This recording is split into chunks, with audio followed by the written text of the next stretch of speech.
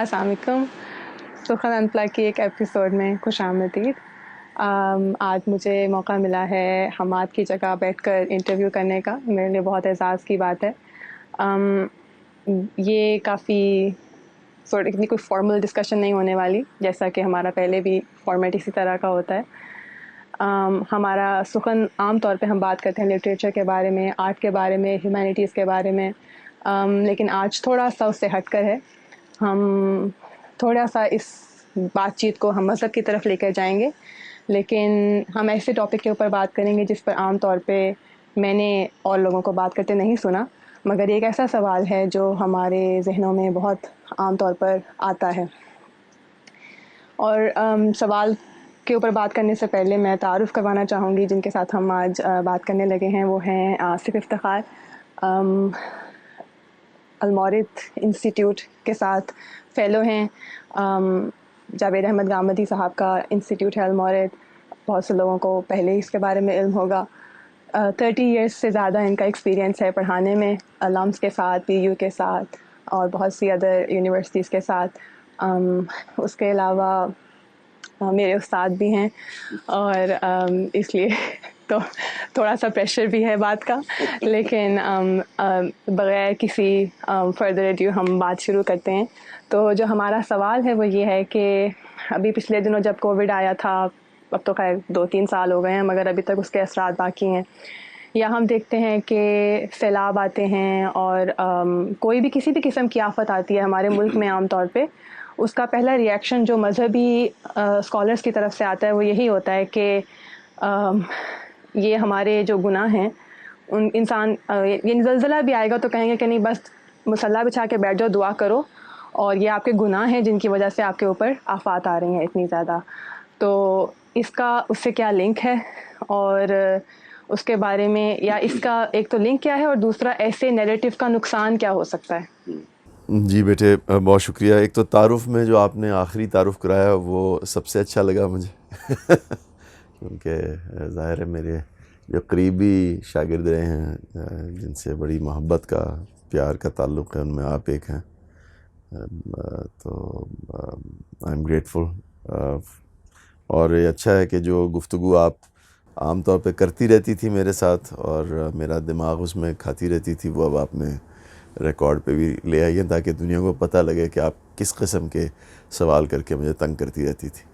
تو جواب میں بیٹے یہ اہم سوال ہے، لوگ بہت یہ سوال کرتے ہیں، اور میں اس میں جو نقصان کا پہلو ہے جس کی طرف آپ نے اشارہ کیا ادھر سے شروع کرتا ہوں. اگر دین کو اگر آپ صحیح نہ سمجھیں تو بعض اوقات اس کا نقصان یہ ہوتا ہے کہ آپ کسی ایسی چیز کو تقاضا سمجھ لیتے ہیں دین کا کہ جو دین کا تقاضا نہیں ہوتا، اور ایسا عمل کر بیٹھتے ہیں کہ جس میں پھر آپ کو دنیاوی نقصان ہوتا ہے، اور پھر آپ لوگ پھر ایک طرح کا بعض کمزور ایمان کے لوگ ہوتے ہیں وہ پھر متنفر بھی ہو جاتے ہیں، اور جو دین سے دور ہوتے ہیں ان کو موقع بھی مل جاتا ہے استہزاء کا اور تضحیک کا کہ یہ دیکھو یہ لوگ اس طرح کے ہیں، اور پہلے غلط کام کرتے ہیں دین کے نام پر، پھر خود دین سے بیزار بھی ہوتے ہیں.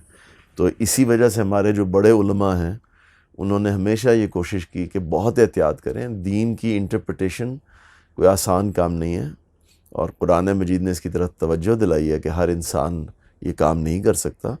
چند لوگ ہونے چاہیے جو تفقہ فی الدین پیدا کریں. سورہ توبہ میں اللہ تعالیٰ نے واضح طور پہ یہ فرمایا کہ وما کان للمؤمنین لینفروا کافہ فلولا نفر من کل فرقۃ منهم طائفہ لیتفقہوا فی الدین، کہ وہ ہر آدمی تو نہیں کر سکتا یہ کام، چند لوگ ہر گروہ میں ہونے چاہیے جو دین میں تفقہ پیدا کریں، گہری سمجھ بوجھ پیدا کریں، تاکہ وہ حال نہ ہو کہ الامیان قادۃ الامیان، کے اندھا جو ہے بندے کو گائیڈ کر رہا تو دونوں ہی پھر جو سیدنا مسیح علیہ السلام نے اس کی طرف کہا نا کہ دونوں ہی پٹ میں گرتے ہیں. تو گہری سمجھ بوجھ پیدا کریں.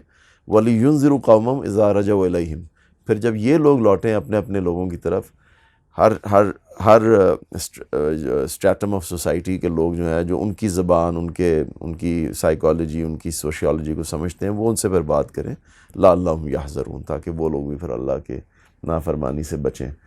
تو جب آپ ایک اس کو کہنا چاہیے پائٹی مائنڈڈنس کہنا چاہیے، اس میں اوور زیلس ہو جاتے ہیں. اپنی طرف سے آپ نیکی کر رہے ہوتے ہیں لیکن دین کو اچھی طرح سمجھتے نہیں ہیں، تو پھر اس طرح کے معاملات آپ پیدا کر دیتے ہیں کہ جہاں پر آپ کسی چیز کو دین بنا دیتے ہیں نیک نیتی سے ہی صحیح، اور وہ دوسروں کے لیے ایسا برڈن بن جاتا ہے، دین کا وہ تقاضا نہیں ہوتا، دنیا میں اس کے نتیجے میں نقصان ہوتا ہے۔ اور اسی لیے ہمارے علماء بہت احتیاط اس میں کرتے تھے کہ آپ، اللہ تعالیٰ نے بھی بڑی سختی اس میں کہا کہ من حرم زینت اللہ، اللہ کی جو زینتیں لوگوں نے حج کے موقع پہ مشرکین نے حرام کر لی ہوئی تھی، ایک طرح کا اسیٹسزم تھا، لوگ سوچتے تھے کہ جی مایا کا جال اور دنیا سے جتنی دوری ہے وہی دین ہے، تو اسی تناظر میں وہ برہنہ کرتے تھے حج۔ تو اللہ نے بڑی سختی سے کہا کہ اللہ تعالیٰ اس قسم کے حکم نہیں دیتا، اور یہ کس نے تمہیں کہا ہے کہ اللہ نے جو ذبائش کی چیزیں ہیں وہ حرام کی ہیں، اور اللہ کی مرضی کے بغیر کون ڈیئر کر سکتا ہے؟ کس کی ہمت ہے کہ جو چیزیں رب نے اپنے بندوں کے لیے اتاری ہیں، جو آخرت میں ہوں گی انہیں کے لیے، آپ دنیا میں اپنی مرضی سے حرام کر دیں؟ اور پھر آگے انما کا حصر پیدا کر کے یہ بتایا کہ اللہ نے تو حرام جو چیز کی ہے اس کی بنیاد یہ ہے کہ اس میں یا تو کوئی فحشی پائی جاتی ہوگی کھلی یا ظاہر، یا اس کے اندر کوئی شرک کا ایلیمنٹ پایا جاتا ہوگا، یا کسی کے خلاف کوئی اس میں آپ کیا کہتے ہیں بغی یا اسم ہوگا اس کے اندر، کہ کسی کے حق تلفی آپ کریں گے، کوئی اپنا آپ کا کوئی ذمہ داری تھی وہ پوری نہیں کریں گے، تو یہ چیزیں گناہ، یا آپ اللہ کے ساتھ اللہ کے اوپر ایسی بات اس کے ساتھ منسوب کر دیں کہ جو خدا سے متعلق نہیں ہے، اور بغیر علم کے یہ کام کریں، اپنے سے دین بنانا شروع کر دیں، اپنے سے خدا کے بارے میں۔ یہ بنیادیں ہوتی ہیں کسی چیز کی حرمت کی، ایسے ہی نہیں کہ آپ اپنے مرضی سے کوئی چیز حرام قرار دے دیں اور چیزوں کے نتائج آپ بیان کرنا شروع کر دیں۔ تو اب اس میں جو اصول ہیں وہ آپ سمجھ لیں، جو اصل بات ہے وہ سمجھ لیں۔ اصل بات یہ ہے کہ دنیا اللہ تعالیٰ نے ابتلاء کے لیے بنائی ہے، یعنی جزا سزا کے لیے بنائی نہیں ہے دنیا، یعنی بنیادی بات یہ کہ جزا سزا کے لیے بنائی نہیں ہے۔ یہاں پر بہت سے لوگ ایسے ہوتے ہیں جو بہت گناہ کرتے ہیں، دنیا سے چلے جاتے ہیں، ان کو قرار واقعی سزا نہیں ملتی، ان کو حسب گناہ سزا نہیں ملتی۔ بہت سے لوگ ہیں جو بڑی نیکیاں کرتے ہیں اور دنیا سے چلے جاتے ہیں، ان کو یہاں جزا نہیں ملتی۔ اس کا وعدہ کیا ہے نہیں ہے۔ یوحنا مسیح کا سر جو ہے وہ رکھ کے لایا جاتا ہے کاٹ کے، اور کوئی معاملہ نہیں ہوتا۔ تو بہت سے بچیاں جو ہیں، آپ کو معلوم ہے، چھوٹی چھوٹی بچیوں کو ریپ کر دیتے ہیں، اور کتنے ایسے ہیں دنیا بھر میں، یہ اب چل رہا ہے ریکٹ جو ہے وہ چائلڈ مولسٹیشن کا اور چائلڈ پورنوگرافی کا، کئی لوگ نہیں پکڑے جاتے، کتنے لوگ جو ہیں وہ اس سے پروفٹ کما رہے ہیں۔ تو یہ اللہ تعالیٰ نے کہیں ذمہ داری نہیں لی۔ یعنی آپ یہ دیکھیں نا کہ جب حبشہ ہجرت کی، اس سے پہلے کس قدر پرسیکیوشن ہوئی ہے مسلمانوں کی، اتنی پرسیکیوشن ہے کہ آپ کے پیغمبر صلی اللہ علیہ وسلم نے فرمایا کہ میں بس تمہیں آخرت کی گارنٹی دے سکتا ہوں۔ تو مطلب وہ بیان نہیں کیا جا سکتا کہ ماؤں کے ساتھ، پریگننٹ عورتوں کے ساتھ کیا کیا معاملات کیے، ظلم دنیا میں ہوتا ہے۔ تو یہ گارنٹی نہیں اللہ نے دی ہوئی کہ آپ نیکی کریں گے، وہ کارم جو بڑے فیشن سے کہتے ہیں کارما، اصل میں تو کرم ہے لفظ، وہ ہندو مت کا ایک تصور ہے کہ آپ یہاں کریں گے تو اگلے جنم میں، وہ بھی اگلے جنم سے ہوتا ہے متعلق، کہ اگلے جنم میں اس کا آپ کو کرم مل جائے گا، اگلے جنم سے ہوتا ہے۔ ہاں، لیکن وہ جو مکافات عمل، دنیا مکافات عمل ہوگا، یہ سارا کچھ پھر یہ کانسیپٹ نہیں ہے، وہ یہ نہیں، ابتلاء کی دنیا بھائی، ابتلاء ہوگی کیسے اگر آپ کو یہیں پر اجر مل جانا؟ آپ اس تصور پر غور کریں نا، ابتلاء کیسے ہوگی؟ اگر دنیا میں آپ کو اجر مل جائے گا تو پھر تو یہ دارالجزا ہوا، اللہ تعالیٰ کہتے ہیں وہ نبلکم، ہم تمہیں ہمارے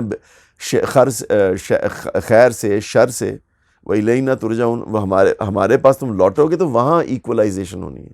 تو پہلی بات تو یہی سمجھنی چاہیے۔ اور ایک اور آیت ہے بنی اسرائیل کی، میں وہ آپ کو پوری پڑھ کے سناتا ہوں، اور اس کو آپ دیکھیے کہ وہاں بنی اسرائیل میں یہ مجھے آیت نمبر یاد نہیں ہوتے، تو میں آپ کو بتا رہا ہوں، یہ 18 ہے آیت، اور وہاں اللہ تعالیٰ کہتے ہیں من کانا یرید العاجلہ، جو اس چند روزہ زندگی کے لیے کوشش کر رہا ہوتا ہے، تو اجلنا لہو فیہا ما نشاء لمن نرید ثم جعلنا لہو جہنم، تو اس کو ہم دے دیتے ہیں جتنا کہ ہم چاہتے ہیں، اور اس کے بعد پھر ہم نے مطلب اس کو ہم جس کے لیے ہم چاہتے ہیں، جو دنیا کے لیے ٹرائی کرتے ہیں، جتنا دینا چاہتے ہیں اس دنیا میں اس کو دیتے ہیں، حالانکہ وہ تو صرف دنیا کے لیے کوشش کر رہے ہیں آخرت کی نگیشن میں، تو ان کو بھی اللہ تعالیٰ کہتا ہے کہ ان کو بھی ہم دے دیتے ہیں، جتنا چاہتے ہیں زیادہ بھی دے دیتے ہیں. اور اس کے مقابلے میں پھر لیکن ان کا مقدر کیا ہے؟ جہنم ہے. They are not good doers.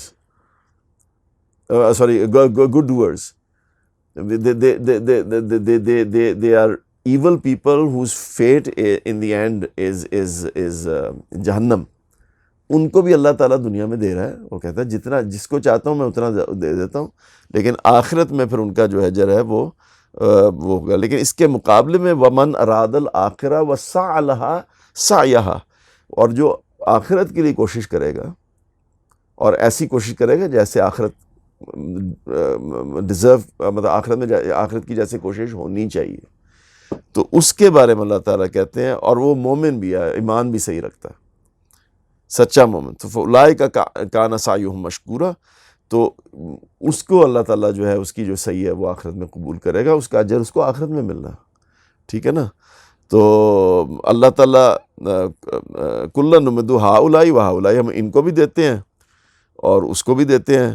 من عطاء ربک، وہ تمہارا رب جو ہے وہ اپنی عطا میں سے جس کو چاہتا ہے وہ اس کو وہ اپنی عطا میں سے دیتا ہے.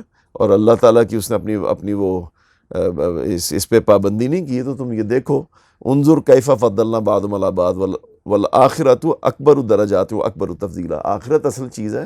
دنیا میں تو اللہ نے یہ طریقہ اختیار کیا ہوا ہے، جو آدمی کوشش کر رہا ہے کسی چیز کے لیے، اللہ تعالیٰ اگر سائنس کے لیے پروگریس کے لیے کوشش کر رہا ہے تو وہ اس کا نتیجہ نکلے گا. دباؤ کھا رہے ہیں تو مل جائے گی آپ کو.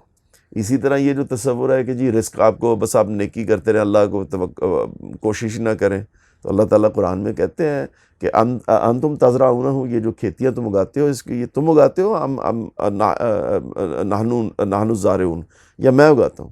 یہ ریٹریکل کوسچن ہے، اس میں اللہ تعالیٰ کہ کھیتی میں ہی اگاتا ہوں، تم نہیں اگاتے.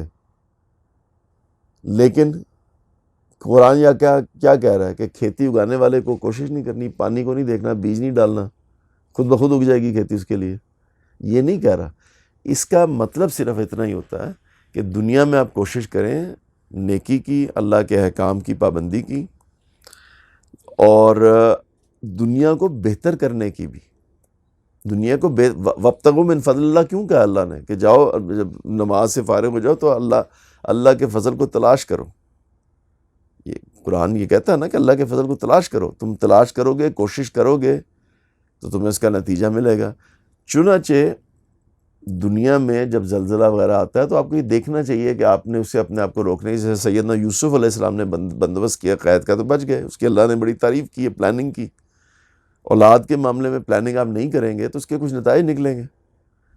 تو یہ اللہ تعالیٰ نے اس دنیا کے اسی طرح دیکھیں نا، حضور صلی اللہ علیہ وسلم نے وہ ایک موقع پہ پوچھا، لوگوں سے سوال تھا کہ تم یہ ان کو پودوں کو ایسے ٹانگتے کیوں؟ تو وہ سمجھے کہ حضور نے اعتراض کیے. انہوں نے نہیں ٹانگے تو پودے خراب ہو گئے، وہ کلٹیویشن خراب ہو گئی. تو انہوں نے حضور سے کہا جی، تو آپ صلی اللہ علیہ وسلم نے فرمایا کہ بھی میں تمہیں یہ پودے ٹانگنے سکھانا تو نہیں آیا، تم مجھ سے بہتر جانتے ہو، میں نے تو تم سے سوال کیا تھا. اگر یہ کام نہیں کرو گے تو نتیجہ نکلے گا. دوا نہیں لو گے تو درد ہوگا. بیماری کا احتیاط نہیں کرو گے کووڈ میں تو بیماری ہوگی. ہمارے ایک مولوی صاحب تھے تو دوست کے، وہ ان سے بلکہ میرے استاد بھی تھے، وہ عربی سیکھتا تھا میں ان سے، عالم بھی تھے. تو ان کے سامنے ایک مولوی صاحب آئے اور وہ تار ٹھیک کر رہے تھے، اس میں نیگیٹو یا پازیٹیو ایک پکڑی تھی ننگی تار. تو ظاہر ہے وہ دونوں ہی ہو گئے تو کرنٹ پاس کرے گا. تو وہ مولوی صاحب نے کہا آپ نے ضرور کوئی آیت پڑھی ہوگی جس سے آپ کو کرنٹ نہیں لگ رہا. انہوں نے کہا مولوی صاحب آپ نے تو پورا قرآن پڑھا نا، آپ اس کو ہاتھ لگائیں. تو یہ قرآن مجید نے کہیں لکھا. ایک آخری بات کہ میں آپ کو کر دوں، اس کی وہ ضروری ہے بتانا کہ انبیاء میں جو رسول آتے ہیں، جو رسول ہوتے ہیں اللہ تعالیٰ کے، جو خدا کی صرف دعوت ہی نہیں لے کے آتے بلکہ دینونت، خدا کی ججمنٹ لے کر آتے ہیں. جس طرح بنی اسرائیل میں آئے اور ان کو رسول جب آتے ہیں، جیسے موسیٰ آئے تو انہوں نے کہا نہیں مانو گے تو سزا ملے گی. حضور صلی اللہ علیہ وسلم بنی اسرائیل میں نہیں مانو تو سزا ملے گی. ان کا معاملہ اور ہوتا ہے، ان میں آزمائش کا قانون اور ہوتا ہے. اس میں جو کامیابی رسول کے ساتھیوں کو ملنی ہوتی ہے وہ وعدہ ہوتا ہے، وچ از ناٹ پرسنل. آپ کو پرسنلی بڑا نقصان پہنچ سکتا ہے، لیکن رسول جو وعدہ کرتا ہے کہ ہم، قرآن نے اس کو بیان کیا کہ وہ غالب آئیں گے، انا و رسولی. وہ اگلے بننا وہ ہم غالب آئیں گے، میں بھی اور میرا بھی، ان کا قانون اور ہے۔ آخری بات یہ ہے کہ اس سب کے باوجود کوشش ہم نے کرنی ہے اپنے آپ کو بیماریوں سے بچانے کی، زلزلوں سے، اس کو جس کو آپ ڈیزاسٹر مینجمنٹ یا ارتھ کوئک مینجمنٹ کہتے ہیں، اس کی کوشش کرنی ہے۔ آپ لوگوں کو یہ احتیاط کرنی ہے، یہ سارا سب ہماری ذمہ داری ہے۔ ٹو سم اٹ اپ، ہمارے وہ پروفیسر ہوتے تھے اروند شرما صاحب، وہ کہتے تھے کہ in life you are quite often punished not for your sins but for your decisions. It's a very important thing. However, having said all that, ایک بندہ مومن جو ہوتا ہے نا، جو دنیا میں آخرت کو اپنا ہدف رکھ کے سامنے رکھ کے بیٹھا ہوتا ہے، وہ دنیا میں بھی اس سے کوئی غلطی ہوتی ہے جو ٹوٹلی ورلڈلی غلطی ہوتی ہے، اسٹریٹجی کی غلطی ہوتی ہے، وہ غلطی اسٹریٹجی کی ہے، پلاننگ کی غلطی ہے، اس میں غلطی جب اس سے ہوتی ہے نا، تو وہ اپنے رب سے رجوع ضرور کرتا ہے۔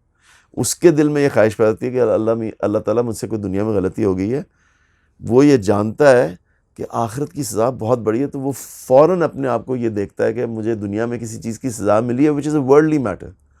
ایک مومن جو ہوتا ہے نا، اس کو فوراً یاد آ جاتا ہے کہ یار میں باقی معاملات میں ٹھیک کر رہا ہوں، یہاں میں نے دنیا کی غلطی ملی، سزا ملی، کوئی آخرت کی غلطی میں نہیں کر رہا۔ وجہ بیٹی کیا ہوتی ہے اس کی؟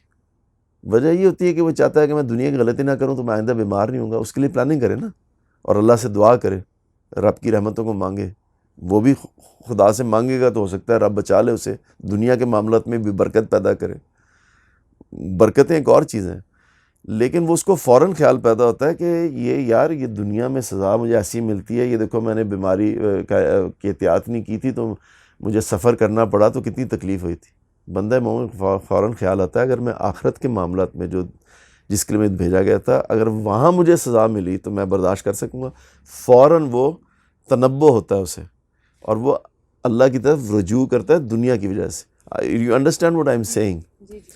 اور وہ یہ بھی کوشش کرتا ہے کہ میرا خدا کے ساتھ، اپنے رب کے ساتھ تعلق ایسا رہے کہ جو توکل اور تفویض کے معاملات ہیں، اللہ پہ سپرد کرنے کے معاملات ہیں، اس میں اتنا اسٹرانگ ہوں، میں محنت بھی کروں گا، کوشش بھی کروں گا، احتیاط بھی کروں گا، لیکن میں آخرت کے معاملے میں رب سے اتنا جڑا رہوں کہ اگر مجھے مشکلیں بھی آئیں تو میری رب کی محبت، اس کی حلاوت، اس کی مٹھاس، اس کے ساتھ تعلق، یہ مشکلوں میں بھی میرے لیے برکتیں پیدا کر دے۔ اور یہ جانتا ہے کہ رب تعالیٰ یہ قدرت رکھتا ہے، اور یہ رحمت بھی ہوتی ہے اس کی کہ بعض دفعہ اپنے بندے کو مشکلوں میں ڈال کے جو ہے وہ آسانیاں پیدا کر دیتا ہے۔ میں نے ایک تصویر شیئر کی تھی اپنے کچھ شاگردوں سے، جس میں ٹرک انہوں نے دکھایا کہ وہ نیچے گرنے والا ہے اور وہ بچ جاتا ہے اس لیے کیونکہ اس کے پیچھے بہت بوجھ ہے۔ تو اس پہ کسی نے لکھا تھا کہ بعض دفعہ اخلاقی بوجھ جو آپ کے اوپر ہوتے ہیں، جو آپ نے ذمہ داری ماں کی اٹھائی ہوئی ہے، بچوں کی اٹھائی ہوئی ہے، بعض دفعہ یہ ایک اور چیز ہے، ایک اور دائرے کی بات کروں، بعض دفعہ ان کے بار کی وجہ سے اللہ تعالیٰ آپ کو کسی بڑی مصیبت سے دنیا میں آخرت میں بچا لیتا ہے۔ یہ آپ کا رب سے ایک پرسنل ریلیشن شپ ہے۔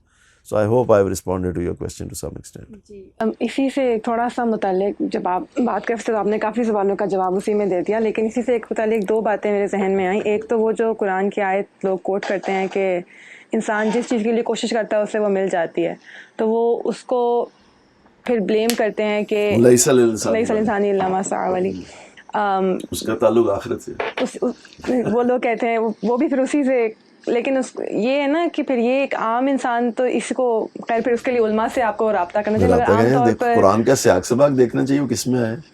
اور پھر لوگ اسی کو دنیا کا معاملہ تو آخرت کی گارنٹی دی اللہ نے، اس کی رحمت ہے۔ دنیا میں ہم روز دیکھتے ہیں یہ دنیا کا یہ فلا آخرت کی نشانی ہے کہ دنیا میں کوشش کرتے ہیں، کر کے تھک جاتے ہیں اور بربادی ہو جاتی ہے اور نہیں ملتا۔ میاں محمد بخش نے کہا تھا نا، مالی دا کم پانی دینا، پر مشکاں پاوے، مالک دا کم پھل پھل لانا، لاوے یا نہ لاوے۔ بندہ مومن کا یہ رویہ، دنیا میں کوشش برباد ہوتی ہے، اسی لیے اللہ نے آخرت رکھی ہوئی۔ آدمی کو پتہ ہوتا ہے کہ یہاں میں برباد ہو بھی گیا تو میرا رب مجھے آخرت میں بچا لے گا، یہاں سب کچھ مل بھی گیا تو میں بہت ناکام ہو سکتا ہوں، مجھے ڈر کے رہنا چاہیے۔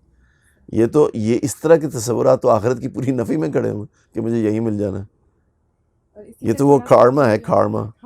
اس لیے تھوڑا سا مختلف ڈائریکشن میں سوال. میں کسی ٹریڈیشن کو ڈسپیرج نہیں کر رہا. نہیں مجھے سمجھ آ گیا. میں وہ بعض ہمارے طبقات میں وہ بغیر سوچے سمجھے بغیر ایون ہندو ٹریڈیشن کو بھی سمجھے ہوئے اس کو بھی سمجھے بغیر وہ بس ایک اپروپریشن ہوتی ہے, ایک فیشن بن جاتا ہے.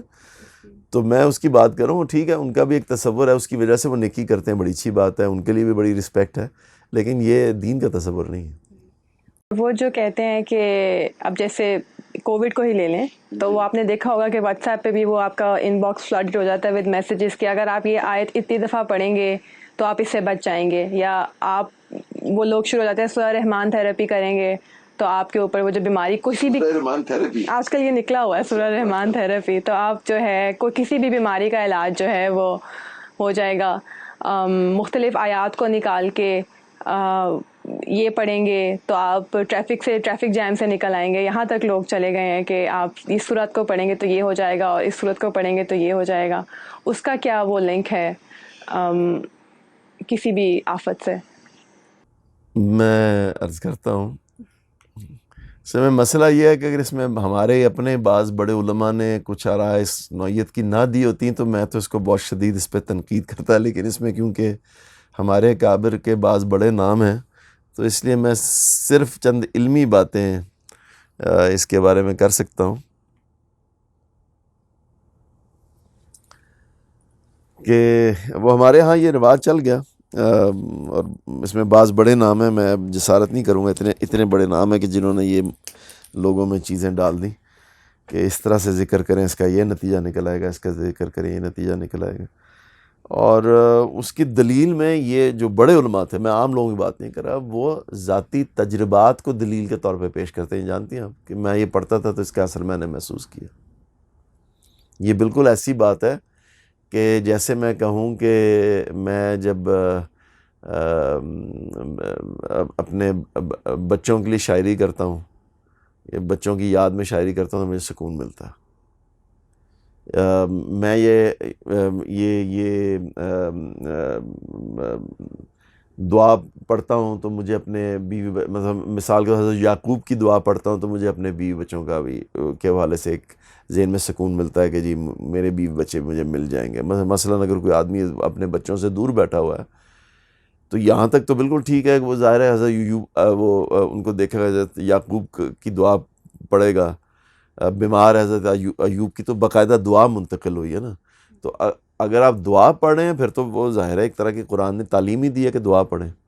اس کے علاوہ جو یہاں تک تو بالکل ٹھیک ہے نا, وہ قرآن کے الفاظ ہی بتا رہے ہیں. حضور صلی اللہ علیہ وسلم نے خود بہت ساری دعائیں سکھائی ہیں, وہ تو کرنی ہی چاہیے. اور دعا کرنے کا مقصد یہی ہوتا ہے کہ اللہ تعالیٰ سے تعلق ایسا قائم ہو, یا رب اپنی رحمت سے وہ دعا دنیا میں قبول کر دے گا, یا آپ کو خدا اپنے ساتھ اتنا متعلق کر جاتا ہے کہ آپ کے لیے تفویض اور توکل ممکن ہوتا ہے.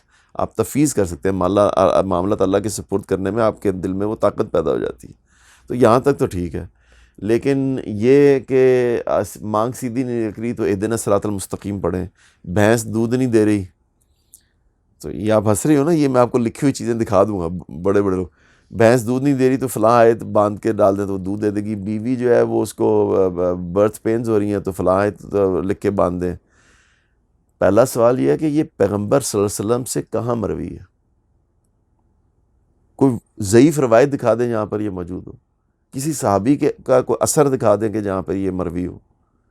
کسی نے روایت کی ہے, آپ کو کیا حق ہے کہ دین کو آپ زیادہ کہہ سکتے ہیں یار میں یہ آیت پڑھتا ہوں نا, جیسے آپ دیکھیں نعوذ باللہ قرآن کا تو کسی چیز کے ساتھ مقابلہ نہیں کر سکتا. میں انسانی نفسیات کے لحاظ سے آپ کو مثال دے رہا ہوں کہ وہ لوگ ہوتے ہیں نا, کہتے ہیں نہیں میں گانا سنتا ہوں تو مجھے بابا کی یاد آتی ہے. وہ کہتے ہیں مجھے گانا سنتا ہوں تو جی میں یہ والی پوئٹری سنتا ہوں تو میرا دماغ ریلیکس ہو جاتا ہے.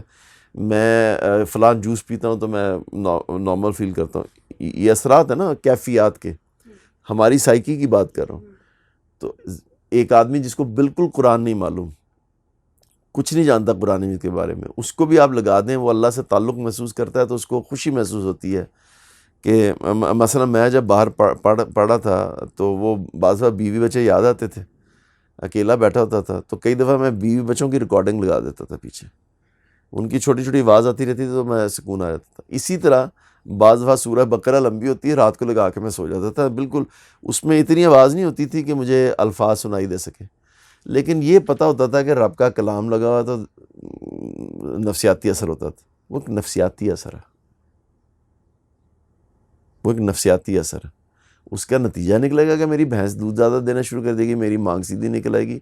اگر آپ اس کو کوئی دین میں اللہ تعالیٰ کی طرف سے کوئی سمجھتے ہیں کہ خدا نے اس طرح وعدہ کیا ہوا ہے، تو یہ تو بڑی عجیب بات ہے. وہ پیغمبر صلی اللہ علیہ وسلم سے مروی ہونے چاہیے بات.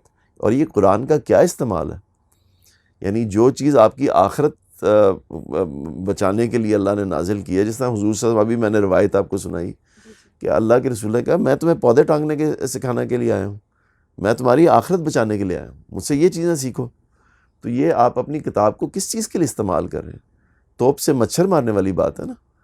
اگر کوئی نتیجہ نکلتا بھی ہے کسی اوپر نفسیاتی طور پر تو اچھی بات ہے، نکلے، لیکن اس کو دین نہ بنائیں. قرآن مجید ہمیں اللہ سے، اس کے رسول صلی اللہ علیہ وسلم سے متعلق کرنے کے لیے، ان کی محبت پیدا کرنے کے لیے آئی ہے. یہ کتاب اس لیے اتاری گئی ہے نا. تو اس کے اصل مصرف کے اس کو استعمال کریں. اور یہ کہ جی آپ پڑھیں گے تو، اور پھر اس پہ گارنٹی دے دینا کہ ایسا ہوگا، آپ یہ پڑھ لیں، تو پھر وہی مولوی صاحب والی بات ہے کہ آپ یہ آیت، آپ نے تو پورا قرآن پڑھا نا، آپ لگائیں بجلی کی تار کو ہاتھ، دیکھیں کیا ہوتا ہے اس کے بعد. اور خطرناک بات کیا ہے میں آپ کو بتاؤں، ہمارے یہاں ہوتے تھے یہ کے پروفیسر، کنگ ایڈورڈ کے پروفیسر، تو انہوں نے مجھے ایک دفعہ دکھایا کچھ روایات کا کہ یہ روایت، لوگ میرے پاس ڈاکٹر تھے کہ وہ کہہ رہے ہیں کہ جی علاج اس سے ہو جائے گا، یہ پڑھیں تو اس سے علاج ہو جائے گا، یہ پڑھیں. تو وہ جو کچھ بھی وہ انہوں نے بتایا، میں نے کہ جی یہ تو روایات بہت ضعیف ہیں جو آپ کے سامنے، انتہائی ضعیف روایت ہے. تو انہوں نے کہا میں ڈاکٹر کی حیثیت بتا رہا ہوں کہ یہ علاج اگر کرتا تو بندہ مر جاتا. He was the principle of king Edward medical college, اور ویری ہائیلی رسپیکٹڈ ڈاکٹر. نے کہا میں تمہیں ڈاکٹر کے ساتھ بتا رہا ہوں کہ یہ، دین ہی سیڈ کہ let's do a paper together, کہ تم بتاؤ کہ ان میں روایات میں کیا کمزور. وہ روایت بھی ضعیف، اور ڈاکٹر آپ کو بتا رہا ہے کہ اسے یہ فیٹل ہو سکتا ہے، آپ اسے علاج بنا کے بیٹھے ہوئے. تو یہ دین کا یہ مذاق نہ بنائیں. طب نبوی کی وہ جو سیریز نکلی ہوئی ہے وہ تو پھر بہت پرابلمٹک دیکھیں، طب ہو سکتی ہے. نبوی کی آپ نے بات کی، میں یہ لفظ نہیں استعمال کرنا چاہ رہا تھا. اب پیغمبر صلی اللہ علیہ وسلم اپنے دور میں جو ان کے جو علاج موجود تھا وہ لوگوں سجیسٹ بھی کرتے تھے، بہت ساری روایات میں انہوں نے بتایا بھی، وہ ان کے دور کے علاج ہیں جو آپ پیغمبر صلی اللہ علیہ وسلم نے آگے بتا دیے. وہ ایک جگہ اپنے جہاں پر جن لوگوں کو انہوں نے بتائے، جس موقع پہ بتائے، وہ ان کے دور کی وہ سائنس ہے کہ جن کے جس کی حکمت پیغمبر صلی اللہ علیہ وسلم کو ہے، اور وہ اپنے ایک بزرگ کی حیثیت سے، بڑے کی حیثیت سے، ایک پوری کمیونٹی کے بڑے کے، میں ان کو کئی دفعہ اپنے وہ گھر کے بچوں کو کہہ رہا ہوں کہ بھئی یہ پیٹ میں درد ہو رہا ہے، چلو یہ کر لو. تو وہ جتنا جو سوسائٹی میں سائنس کی ڈیولپمنٹ ہے اس کے لحاظ سے پیغمبر صلی اللہ علیہ وسلم نے اگر کچھ چیزیں اس دور میں بتا دی ہیں ان لوگوں کو جو ان حالات میں ہیں، تو وہ بالکل ٹھیک ہے، ایسے ہی ہونا چاہیے. لیکن آپ کی سچویشن میں ہو سکتا ہے بیماری کا ڈائگنوسس ہی کچھ اور ہو، بیماری کچھ اور ہو، آپ نے ڈائگنوز ہی صحیح نہ کیا ہو. اس سے بہت بہتر جو ہے معاملہ جو ہے وہ اس میں اللہ تعالیٰ نے، جس طرح پیغمبر صلی اللہ علیہ وسلم نے خود فرمایا نا کہ چیزوں کے مطلب اللہ تعالیٰ نے شفا رکھی ہوتی ہے چیزوں کے اندر، روایت میں بتایا ہے اس کو. تو وہ آپ ڈھونڈتے ہیں، ڈسکور کرتے ہیں، آپ کو نئے علاج پتہ لگتے ہیں. آپ میرے پاس بیٹھے ہوئے ہو، مثلا آپ میرے ساتھ ٹریول کر رہی ہو، لیٹ سے اپنے میاں کے ساتھ کرنا میرے ساتھ ٹریول، کیونکہ اس پہ بھی ایک سوال آپ پیدا کر دو گی. تو ٹریول کریے، گاؤں میں ہم بیٹھے ہوئے ہیں، ٹھیک ہے نا، اور گاؤں میں بیٹھے ہوئے ہیں اور وہاں کوئی اور صورت حال نہیں ہے اور آپ کے پیٹ میں درد ہو گیا ہے، تو جو اس وقت اویلیبل ریسورسز ہیں، اس وقت پینسلن تو میرے پاس اویلیبل نہیں ہے نا. اس وقت اگر وہ اسپوغول کا چھلکا میرے پاس اویلیبل ہے تو میں یہی کہوں گا بیٹی یہ لے لو، وہاں وہی بتاؤں گا آپ کو. لیکن اگر میں شہر آتا ہوں تو میں کہوں گا بیٹے آپ وہ اس کا اسکین بھی کرا لو، کسی گیسٹرنٹالوجسٹ کے پاس چلے بھی جاؤ. تو میرے خیال میں ہم اسی پہ ریپ اپ کرتے ہیں. بہت اچھی رہی گفتگو، بہت شکریہ سر، آپ نے ٹائم بس دیا. ایک چیز میں کنکلوڈنگ جی اسٹیٹمنٹ آپ کو دے دوں کہ دین میں جتنا بڑا گناہ یہ ہے کہ جانتے بوجھتے، انجانے میں ہو جائے اللہ معاف کرنے والا ہے، پھر اس کے رویے کو درست کرنا چاہیے، کسی عالم کے ساتھ، اچھے جید عالم کے ساتھ متعلق ضرور رہنا چاہیے. اپنے سے دین نہیں بنانا چاہیے، بہت محنت چاہیے ہوتی ہے کسی جید عالم سے متعلق ہوں تو اس کی وجہ یہ ہے کہ جتنا بڑا گناہ دین میں اپنی مرضی جانتے بوجھتے کسی چیز کو کم کرنا ہے، اتنا ہی بڑا گناہ دین میں کوئی چیز ایڈ کر دینا اپنی طرف سے. تو جو میں نے بات کی تھی کہ وہ نہیں ہونا چاہیے القادت و